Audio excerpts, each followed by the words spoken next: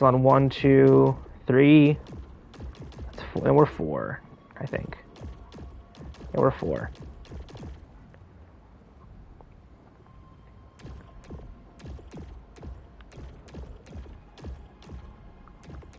Rip on the weapon then.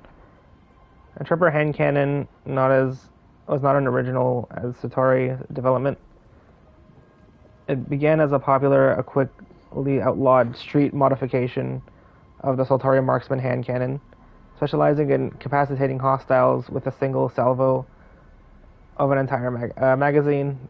The Eruptor can be devastatingly effective at close range, as the notoriety of modification grew despite efforts to contain it.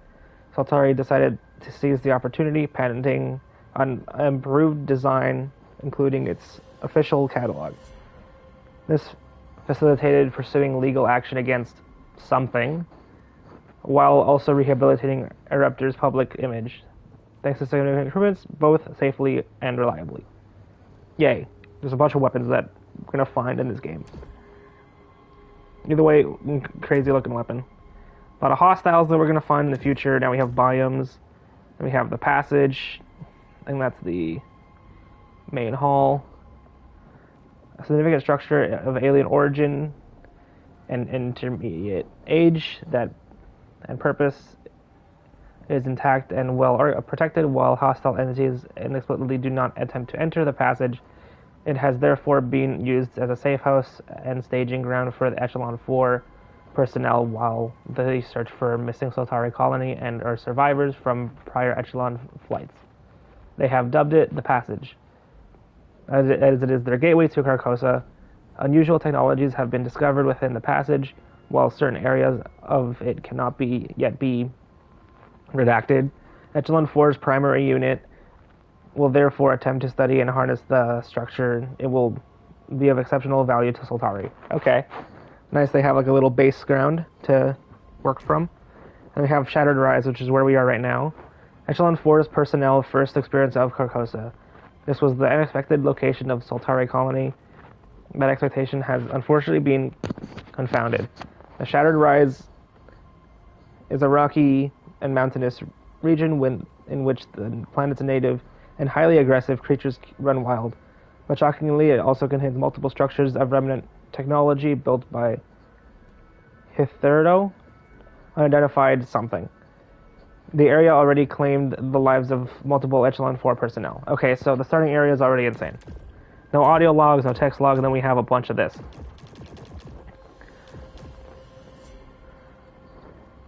Soltari, one of Earth's largest corporations, boasting millions of employees across the globe, the worlds far beyond. Soltari products and services have a place in every walk of life. But the forefront of its current interest is deep space exploration and settlement. Soltari has had great success in expanding into the solar system, but only looking to other habitable worlds and humanity's growing needs truly be met. Through Soltari's efforts, humanity will redacted. Interesting. Arjun, have Tarn, who just got shot.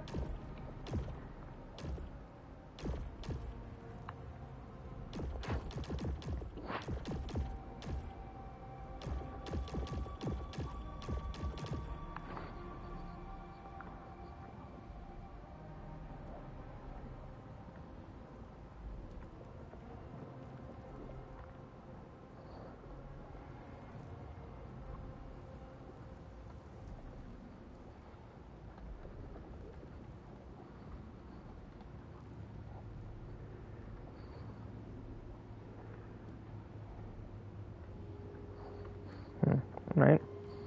Pretty good so far. Let's see what we got here. Echelon 1. A small vessel containing a handful of pioneers intended to establish the foundations of Carcosan colony. Amongst their numbers are various scientific and engineering experts, plus a commander and primary unit, to ensure this eventual colony's ongoing compliance with Soltari protocol and requirements. Okay, so this is the first people that landed on this planet to set up what they need to do. Now we'll go into Echelon 2. The largest vessel sent to Carcosa. The Echelon 2 contains thousands of Soltari employees intended to to comprise a leucinite extraction and exportation workforce. They also bring with them all the prefab materials and nano replicators required to rapidly erect the habitats and facilities required to live full, healthy lives for the duration of their employment on Carcosa. Okay, so they've been trying to do that.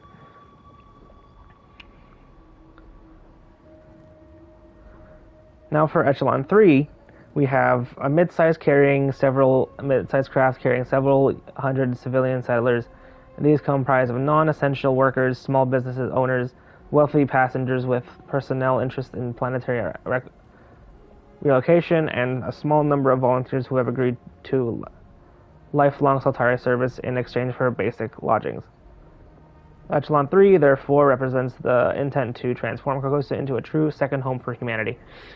Yeah, good luck with that. And now we have Kayla's bio. Role, principal engineer on Echelon 4, nationality USA, birth date redacted, exceptionally well qualified and intelligent but relative newcomer to Saltari's extrasolar interest. Rhodes has never before left Earth orbit, and this would most cases disqualify her from admission to Echelon program. However, a special exception has been made due to redacted. Interesting. That is probably crucial information that they are keeping secret.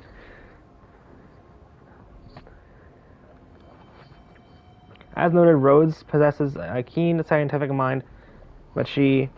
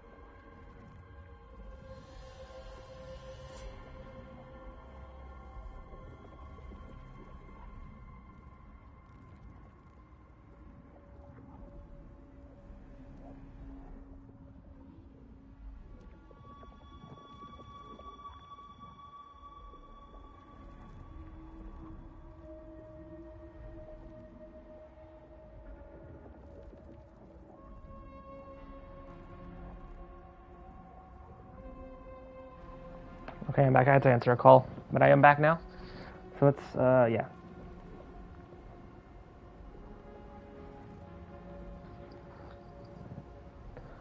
But yeah, anyway, let's continue. Am I audible? Hi. I have returned.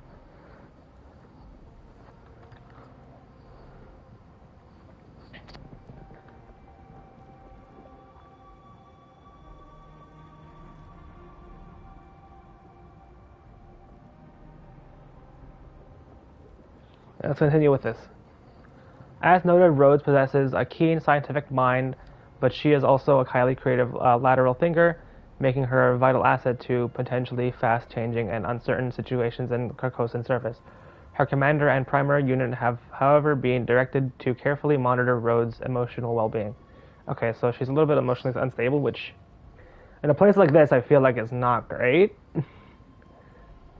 But we'll see how that goes. Now we have Stack. A senior. His role is a senior pilot for Echelon 4. Nationality redacted, birth date redacted.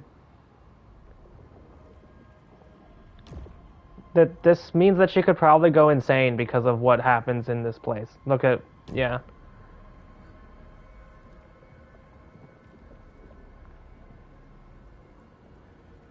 Stack has reserved as pilot on a large number of space flights for decades, proving themselves to be highly dependable and resilient.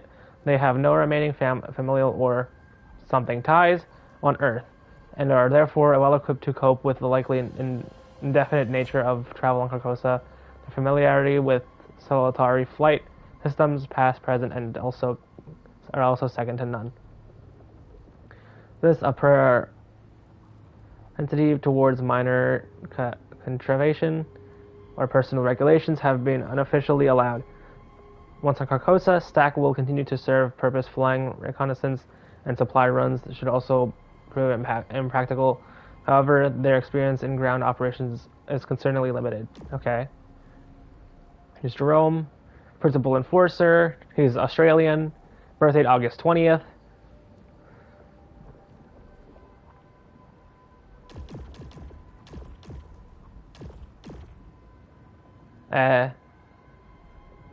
Extensively battle tested in both on and off world, both in public and private defense sectors. Enforcer Jackson has priority choice for the Echelon program.